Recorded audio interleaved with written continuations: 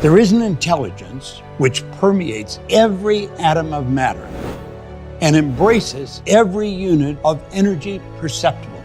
This infinite intelligence converts acorns into oak trees, causes water to flow downhill in response to the law of gravity, follows night with day and winter with summer.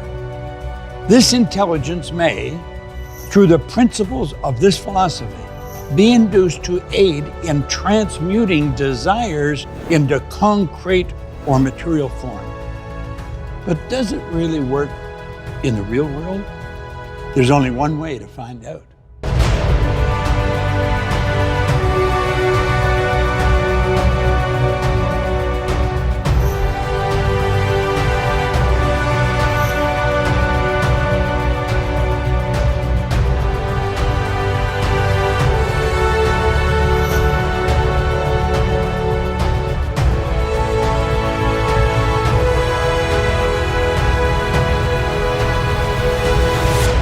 Hello there and welcome.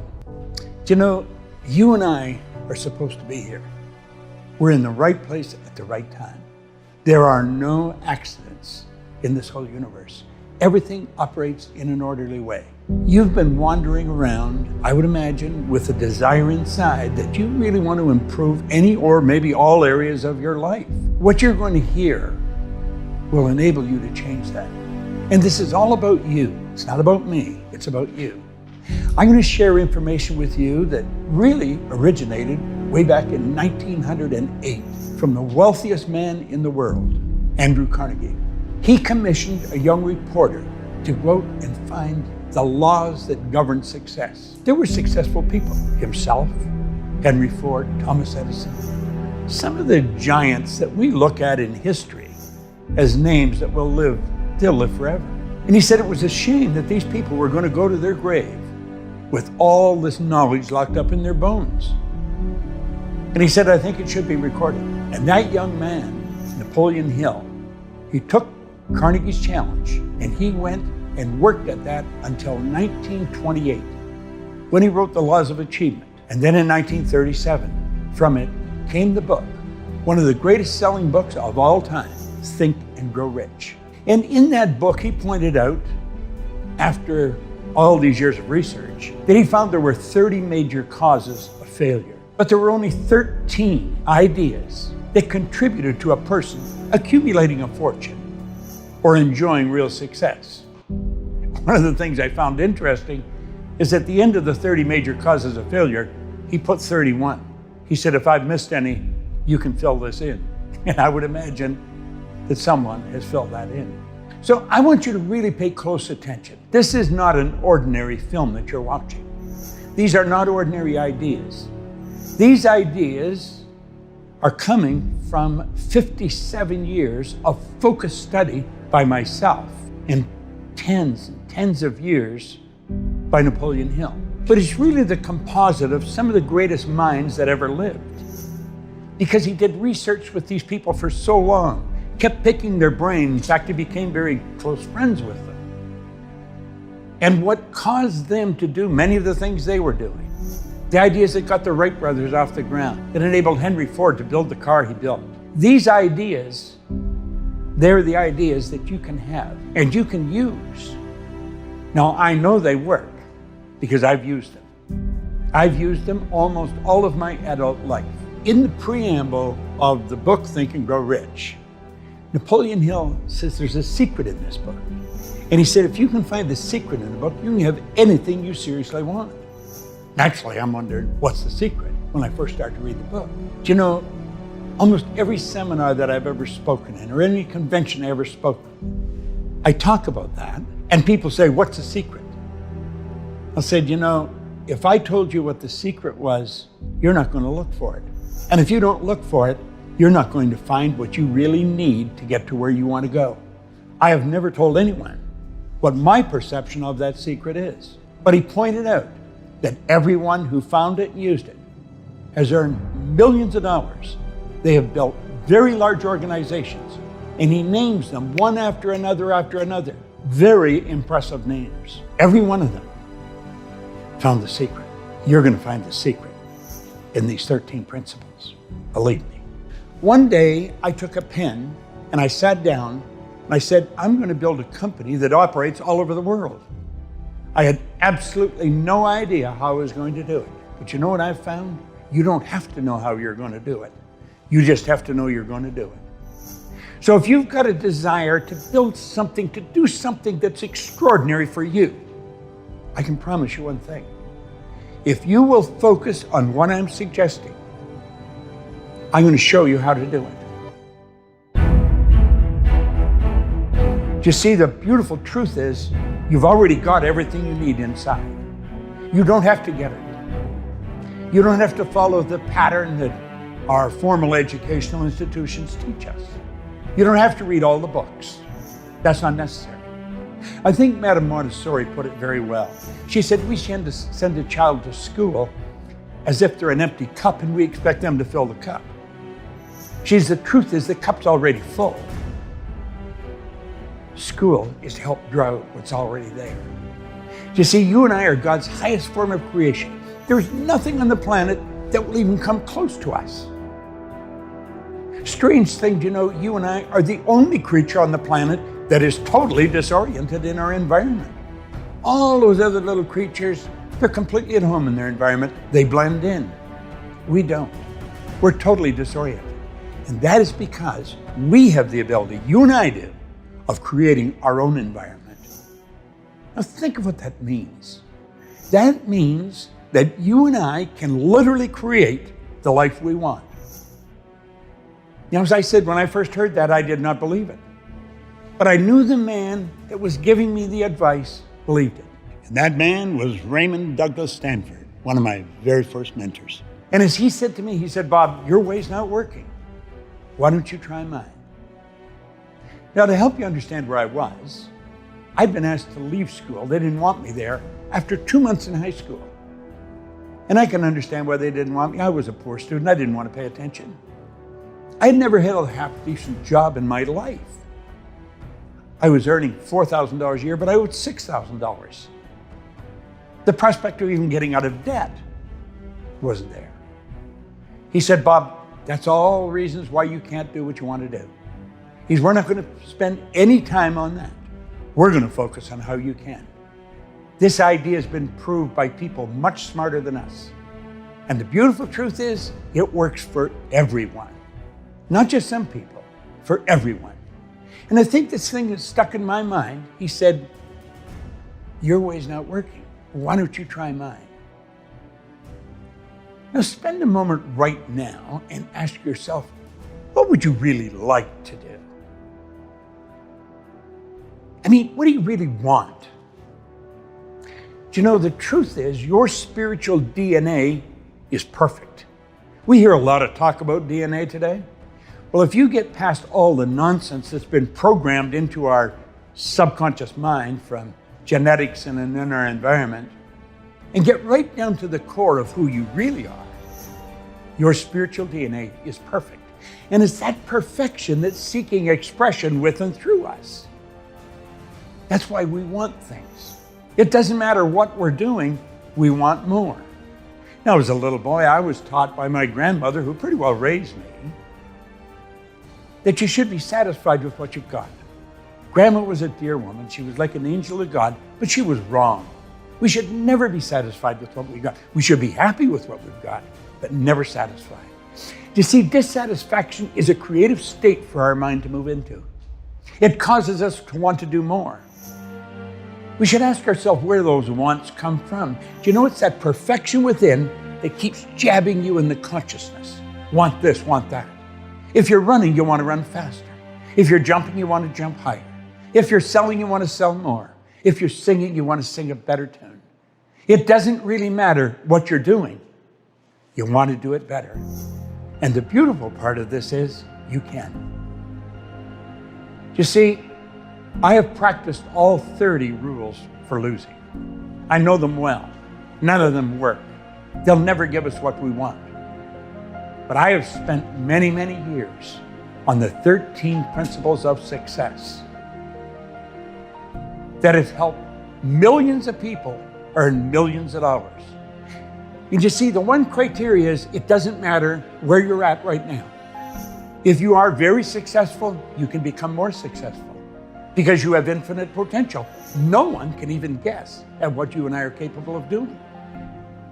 If you've been failing miserably up till now, that doesn't matter. Let the dead bury the dead. We let the past go.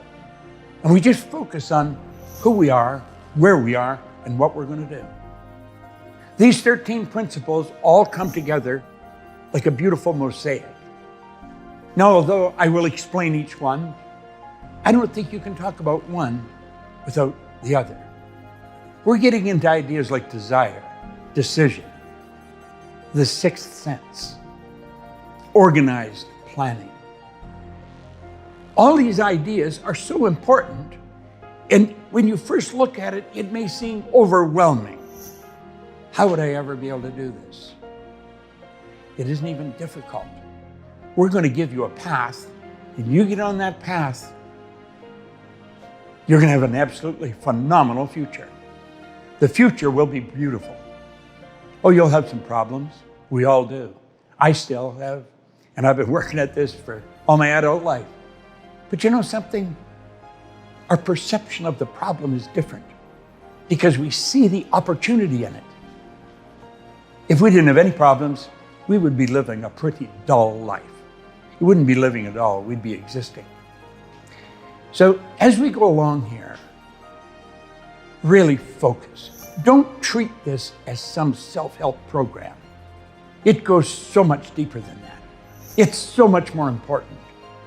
There's been so many hours by brilliant people that have used this information, that have tested it for many, many years. You have the opportunity now to put all this to work. And as you put it to work like that, you'll start to see changes happen. Or you give yourself a window of time, maybe 6 months, a year, 2 years. You're going to look, your perception of your life will shift so dramatically. You'll think you were reading about somebody else's life when you look back. I often say you're going to need a telescope to look back and see where you started. Now that may sound like an exaggeration, but it's really not. Remember I said I was $4,000 in debt? Or I earned $4,000 and I owed $6,000. I've earned millions of dollars. Now I don't say that to impress you, but to impress upon you, if a guy like myself can do it, anybody can do it. It's pretty well known today there's a lot of fear in the world. People are wondering what's going to happen. We've gone through many tough times if you study history. I was born during the Great Depression. So I was of an age then, I remember some of the things as a little kid. Then we went into a world war. And when the Depression ended, it was sort of like a theater where the lights were out. It was empty, but the lights started to come up. And things started to get brighter. And of course, they became very bright. So the fear, don't let fear control you. Fear is a negative emotion. By following these principles, you're going to be on the other side of fear, where there's faith. There's a law of the universe called polarity. That law decrees everything has an opposite. Every negative has a positive. The truth is, it's neither positive or negative. It's our thinking that makes it so. Everything just is. We can make it what we want. Make up your mind now. You're going to go in the positive polarity. You're going to stay with me because that's where I'm going. And there'll be a very bright future. Let the fear go. It isn't necessary. The cause of it is ignorance. The cause of all fear is ignorance. I'm going to give you understanding. It only comes through study. But it will brighten your life and it will improve your results. And I've had nothing but a strong desire to teach this now for years and years. At first, I didn't know what happened. I was studying this, and I was winning, but I didn't know why. I had earned over $1 million in a year, and I had absolutely no idea how I had done it. Now, probably like yourself, I had been raised to believe if you're going to earn a lot of money, you've got to be really smart. I knew I wasn't very smart, but I was earning a lot of money. I was raised to believe if You're going to get a good job. You've got a good formal education. I didn't have any. I had 2 months in a technical school in high school. I didn't have a good job. I owned the whole company.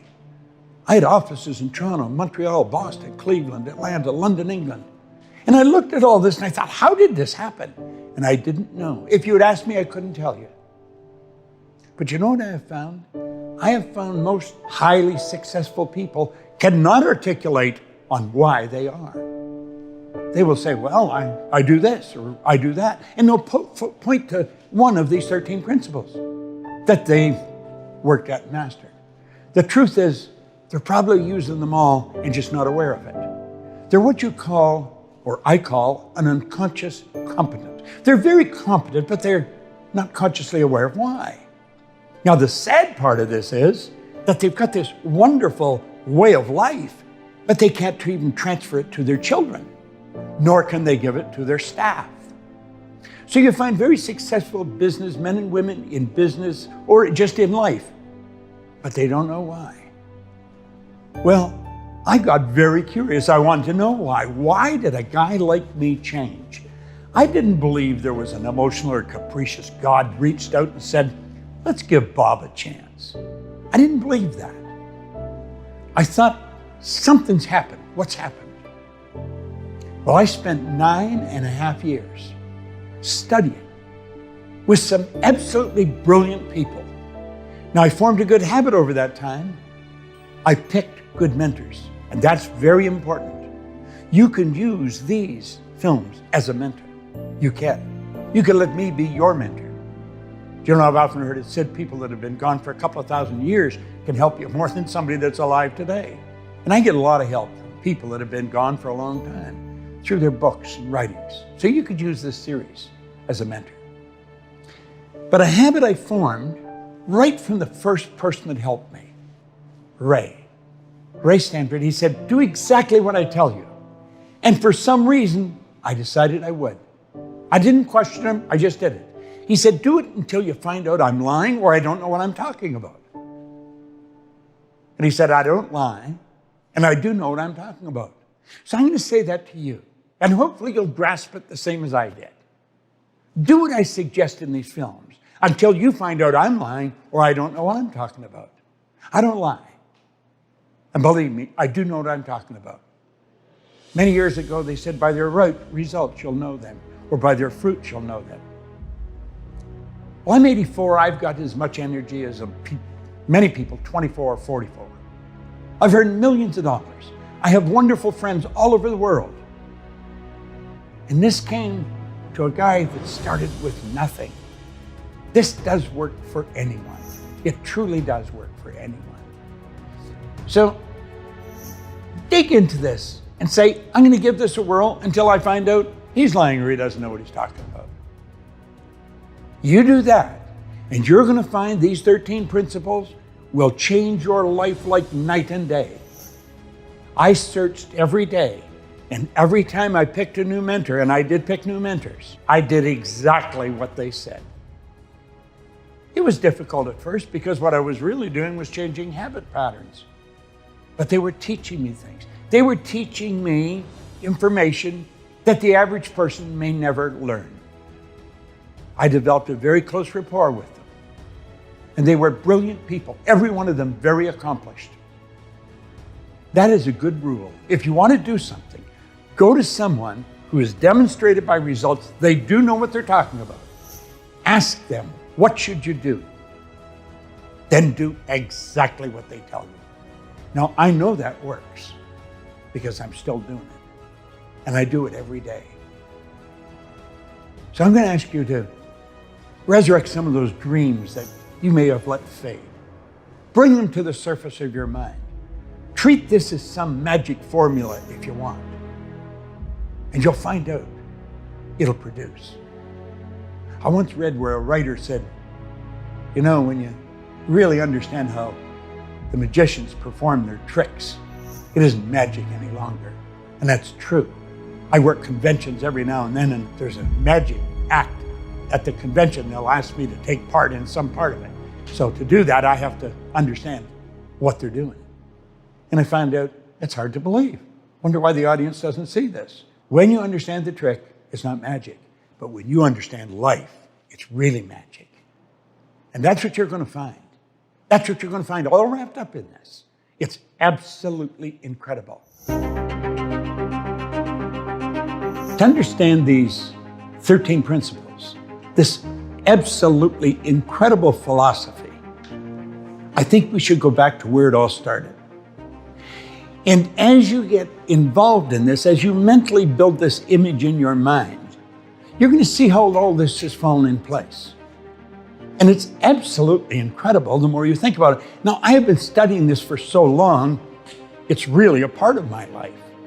But we have to go way back to 1908. Things were pretty primitive then relative to today. We weren't moving at the speed we're moving at now. Napoleon Hill was a young reporter for a little magazine. And someone, probably the editor, decided they would run a series of articles of interviewing wealthy people. Hill was fortunate enough to get an interview, a 3-hour interview, with the wealthiest man in the world, Andrew Carnegie. And he went and he sat and he interviewed him. Now, unbeknownst to Napoleon Hill, Andrew Carnegie was looking for someone that he could give a big project to. And he hadn't yet found anyone. At the end of the 3-hour interview, Andrew Carnegie said to Napoleon Hill, "Napoleon, this interview isn't ending, it's just beginning. I want you to come home with me." Hill said he was glad he took him home because he didn't have enough money to rent a hotel room. He spent 3 days with Andrew Carnegie, the wealthiest man in the world. Now think of this. Over those 3 days, Andrew Carnegie shared his philosophy. See, he started out as a poor boy, immigrated from Scotland with his parents just as a boy. They didn't have anything. So he went from nothing to be the wealthiest man in the world. And he shared with Napoleon Hill his whole philosophy. At the end of the 3 days, Carnegie decided that, I think this is the man I'm looking for. I guess he could tell by his level of interest in the story, the philosophy of what got him to where he was. There was probably a number of factors came into play. But Carnegie I think he's the guy. And so he asked him a question. Unbeknownst to Napoleon Hill, he only gave him 60 seconds to answer the question. And at the end of the 60 seconds, he would have to make a decision, a monumentous decision, if you think about it. He looked at him. He had a stopwatch in his hand under his desk. And he says, "Napoleon, you've spent 3 days with me. You know now how I've accomplished what I've accomplished. He says, I'm going to ask you a question, and I just want a yes or no answer. Just a yes or no answer, Napoleon." He said, "Would you spend or invest the rest of your life in an idea for which you would probably receive no material compensation for at least 20 years? How would you answer that question?" I've asked myself on many occasions how I would answer it. In 25 seconds, Napoleon Hill said yes, he would. He qualified. He passed the acid test. And he had to make a decision. That was a big decision. You're going to run up against decisions. This is one of the 13 principles. Napoleon Hill wrote a whole chapter on decision in his book, Think and Grow Rich. And right on the very first page, he points out that all successful people make decisions very fast. They change them very slow, if and when they change them at all. And he pointed out that people that are not successful make decisions very slow and change them fast and often. I guess that's why Andrew Carnegie gave him 60 seconds. If he took longer, he would be disqualified. How do you make decisions? Now, Carnegie said to Hill, he said, "Now, Napoleon,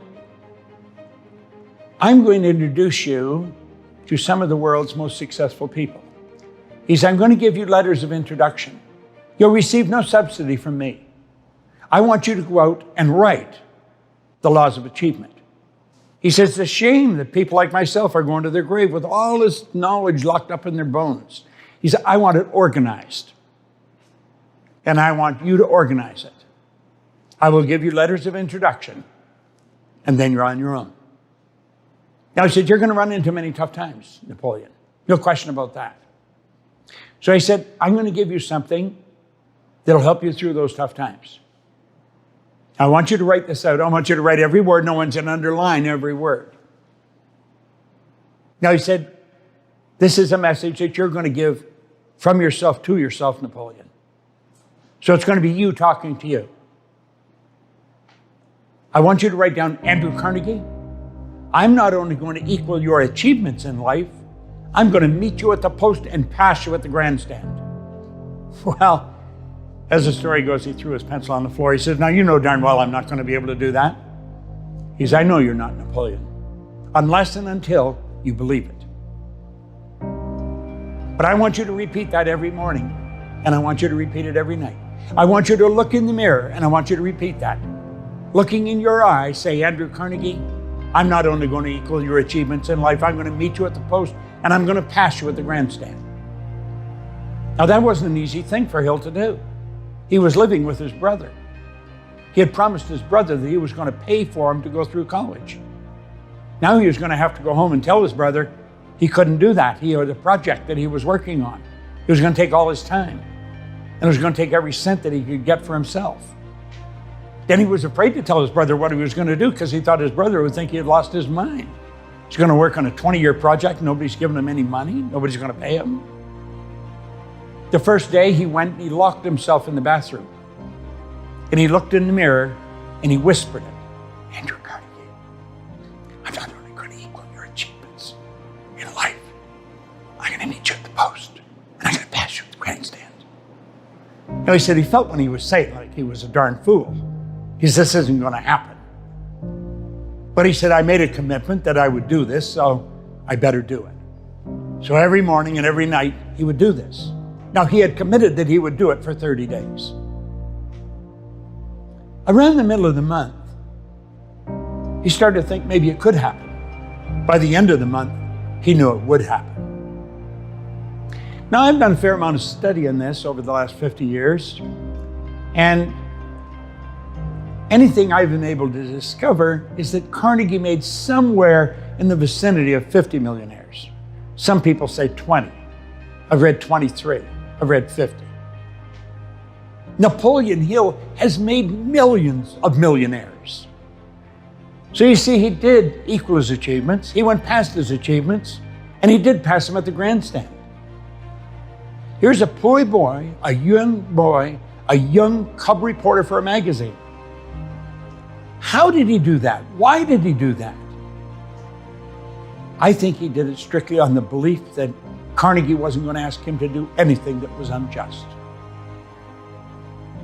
But why is it that all successful people make decisions very fast and change them slow? And he found out that was true in his research with all these giants.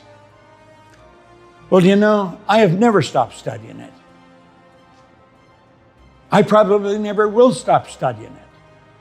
And I'm going to show you something about decision that has the potential to change your life forever. You see, I wanted to know, why do successful people make decisions when they have absolutely no idea how they're going to make it happen? There's a reason for it. Now, many of them are unconscious competence. They don't know why they do. That's just the way they do it. You can become a conscious competent with what I'm going to show you. Now, do you see, it all starts with our own thinking.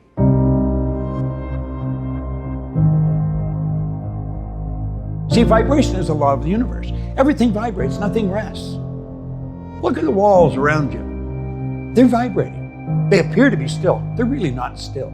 Look at them through a microscope. You'll see the energy dancing in front of your eyes. Go take a look at a body in a coffin. Now, you'll think I'm really losing it here, but listen and think. Look at the body through a microscope. It is not dead. That body's moving. It's moving so fast it appears to be still. And if it wasn't moving, how would it ever change to dust? Everything moves. We live in an ocean of motion. Make no mistake about it. Every level of vibration is referred to as a frequency, and the beautiful truth is we think on frequencies. Do you know that every great leader that has ever lived, every one of them, they've been in complete unanimous agreement. On one point, they've disagreed on virtually everything else. But this one point they've been in agreement on, that we become what we think about. Solomon put it very well. He was a pretty bright guy. He said, as a person thinketh in their heart. It's not just the thoughts that are running across the screen of your conscious minds. It's the ones you internalize. We truly do become what we think about. See, the thoughts that we're thinking produce the results that we're getting. But remember, I pointed out that we're never satisfied with our results. I don't care how they are. You can be happy with them. You can even celebrate some of them. But you're going to want to do better. And that is because you're a spiritual being, and spirit's always for expansion and fuller expression. It's never for disintegration, and nothing stays where it is. Nothing. We do live in an ocean of motion. The dynamic law of life is create or disintegrate. You're never going to stay where you are. Following what we're teaching, you're going to create. It's a beautiful part. So we're looking at our results and we're saying, but this is where I really want to go. And we point to a star that we're shooting at. And we make a decision, that's what I'm going to do. Unfortunately, everybody does that. And 90-some% say, when this improves, then I'm going to do that. Do you know, it'll never happen. It will never happen because you're not on the right frequency. And you see what happens here, pretty soon the decision fades. And when it fades, so does the goal. The goal disappears.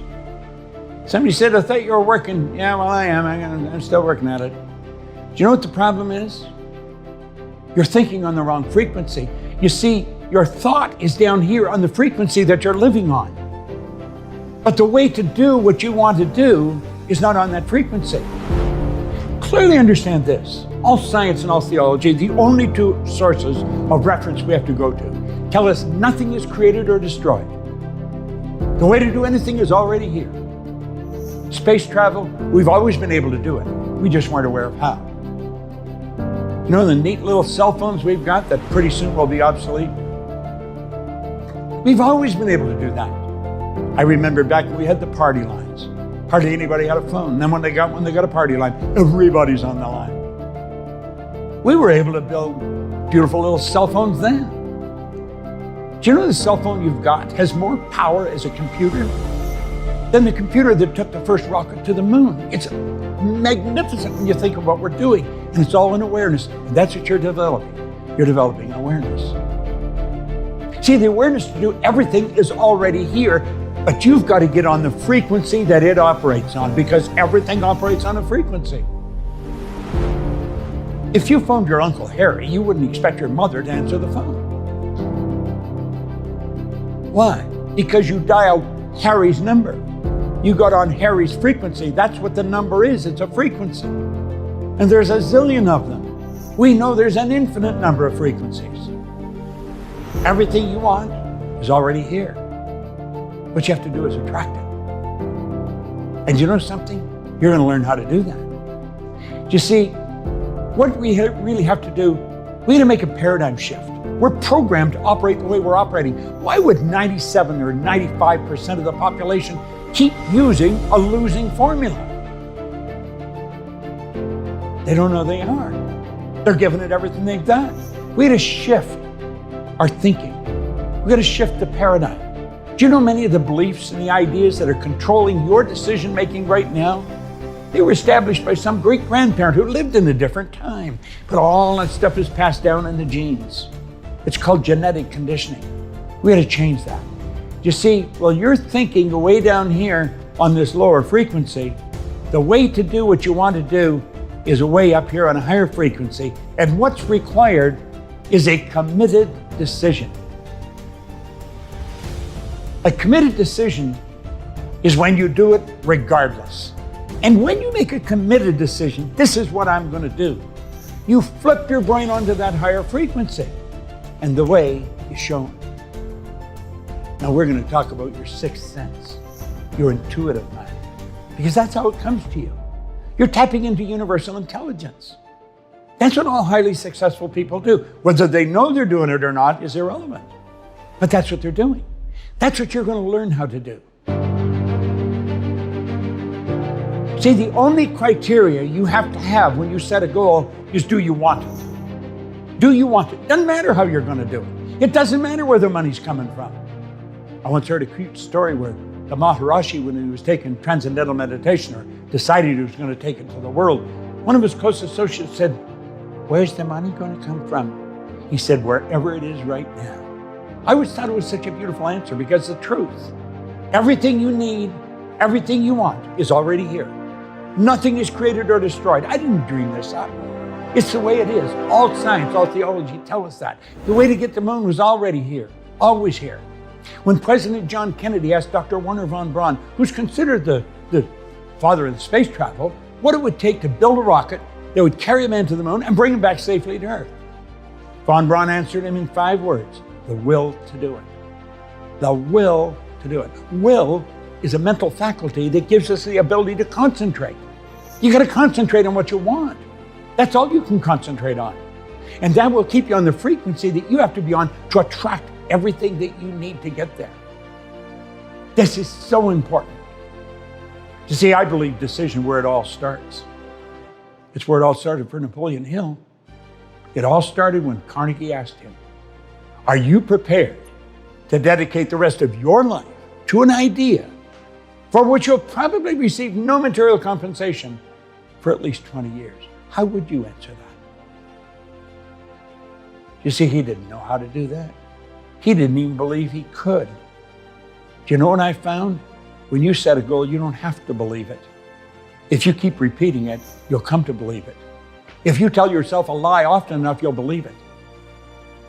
Way back in 1900, William James from Harvard, he said, "Believe, and your belief will create the fact." So true, and so misunderstood. So what do you want? Compare your dream to Napoleon Hill's idea. Just compare it for a moment. Your idea is probably small by comparison, but if you don't know how to do it, if you don't know where the money's coming from, if you don't know where the help's going to come from, it'll probably seem large. When I took my pen and I sat down and I wrote, I would build a company that operated all over the world. I had no idea how I was going to do it. I certainly didn't have the finances to it. I didn't have the help. I didn't even have an assistant. I was just me in my den writing on a pad. Do you know something? Today, I own a company along with Sandy Gallagher, who is my business partner, and we operate all over the world. These aren't accidents. I'm just an ordinary guy that's doing what the public would consider something extraordinary. But it's not extraordinary to me, and it's not going to be to you when you start to understand these principles and incorporate them into your life. I once read where it said, no amount of reading or memorizing is going to make you successful. It's the understanding and application of wise stuff that can. You're going to study this. I study it every day,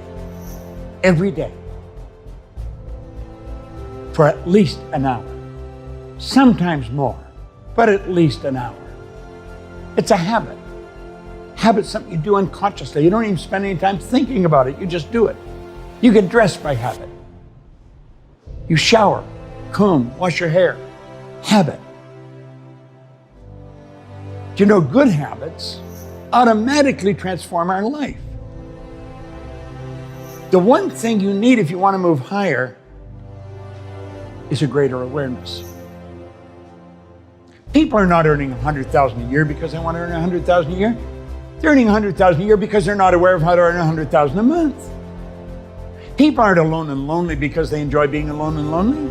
They're alone and lonely because they're not aware of how to build meaningful relationships.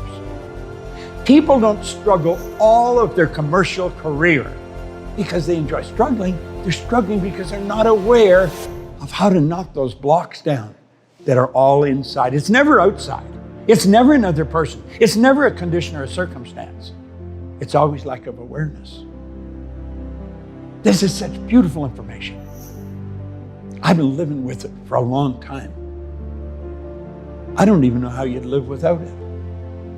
In fact, I don't think you can. You merely exist. And unfortunately, that's the way most people go through life. Do you see, our educational institutions is not giving us this kind of information. They really don't. They really believe the secret is read the book, remember what's in the book, and be able to repeat it. Answer the questions, more right than wrong. You'll pass, you get the degree. Well, we've got people graduating from some of the most prestigious universities in the world every year with multiple degrees that are having difficulty finding work, that are broke. How does that happen? And yet you'll find other people who are functionally illiterate, they can neither read nor write, that are earning millions. How do we account for this? You're going to find that out as you study this. It's got nothing to do with anything outside of ourselves. Education isn't answering what's in the book. Education comes from the Latin educo, meaning to educe, to develop, or to draw from within. Remember I said, everything's already here, omnipresent? That's within us. Madame Montessori was right. Napoleon Hill was right. Carnegie knew the right question. Hill knew how to answer it. What are you going to do with the rest of your life? That's your question. You got to make a decision. You follow this, you can do whatever you want. Whatever you want. I mentioned we want to build schools in Africa for kids that have never seen a school. And so we're building them. There's many things we want to do. We do them all. I never wonder if I can do something. I just ask myself, do I want to? That's the way I think God meant us to live. I believe we're doing God's work. Somebody said, what's God's work? Well, if God's the creator, then God's work would be creation. We've been given the mental faculties to create. We've been created in God's image. Somewhere along the line, way back when, somebody got that mixed up. They thought when they said you're creating God's image, that God was created in their image, so they're looking for a man on a cloud. There is no man on a cloud. But I'm going to tell you something. You got some phenomenal stuff locked up inside of you. You bring it to the surface, you can have anything you want. It's a great way to live. Study this every day. It will pay astronomical dividends. And you want to know something else? You're going to find people that laugh at you at first will start following you. They'll start to want to know, what are you doing? I know, because they laughed at me. But then they started to follow me. And then they started to thank me. I am so grateful to the great work that Napoleon Hill dedicated his entire lifetime to. And you know, when you finish this, you will be too, because your world is going to change like night and day. My hope for you is that you get as much out of this, or even 10% out of this, as I've got it over my lifetime. And if you do, you're going to have an absolutely brilliant future. I love my life. Every morning I wake up, I've got a beautiful day in front of me because I'm doing what I absolutely love to do. And you know the beautiful part? I'm doing it with people that are just like myself. They're into bigger ideas. They're into learning. They want to know. And they know they don't know it all. But we can keep growing.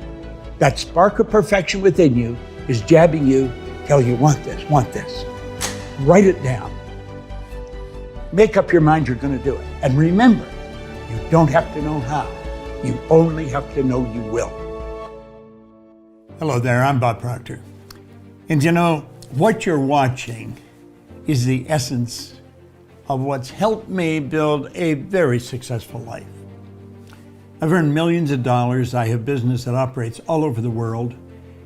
And I've worked with some of the most fascinating people that you'll ever want to meet. Not only does it have all of Napoleon Hill's 13 major principles for success locked up here. But you've got the influence of some of the wisest people in the world that I've worked with over the past 57, 58 years. Napoleon Hill spent his whole life putting this together. This is Think and Grow Rich. I've been reading this particular copy now every day since October the 21st, 1961. It's a long time. The man that gave it to me, he said, Bob, if you will read this every day, just read a bit of it every day, and then do exactly what I tell you until you find out I'm lying or I don't know what I'm talking about, you can have anything you want. Now, I have to be honest, I did not believe that when he said that. I was broke. I had 2 months high school formal education. I'd never done anything of any consequence in my entire life. And for the fact that I could have anything I want, I didn't believe it, but I believed he believed it. And that made the difference. And so I started to do what he suggested, and I've studied these 13 principles. What you're looking at here is a Hollywood production of the essence of success in most anyone's lives. You see, Hill studied 500 of the world's most successful people. Then he took people like Firestone and Carnegie and Ford, Edison, and he became intimate friends with them. And that's what this is all about. This is the golden thread that runs through their life. This is, without question, the best investment you'll ever make in your entire life. It's helped me build a life, a very successful one. And it'll do exactly the same thing for you. Hit on the link below. Don't ask anyone what they think you should do. This is an incredible series, this legacy series. It's the essence of Napoleon Hill's lifetime of study, coupled with my lifetime of study. Because I've never stopped studying what Hill discovered. And I'm still using it today. And I'm suggesting and recommending that you use it. You see, I coach people and I'll tell them, if they'll do exactly what I tell them, until they find out I'm lying or I don't know what I'm talking about. I don't lie. And I do know what I'm talking about. I think my reputation speaks for itself. I work all over the world, some of the most successful people in the world. Hit on the link below. Treat yourself to this series. I guarantee you, a year from now, you're going to have to look way back to see where you started. And it'll happen that fast. Because it's all locked up in a series of Hollywood-produced videos of the 13 principles that I have used for the past 57 years. Hit on the link. Get it right now.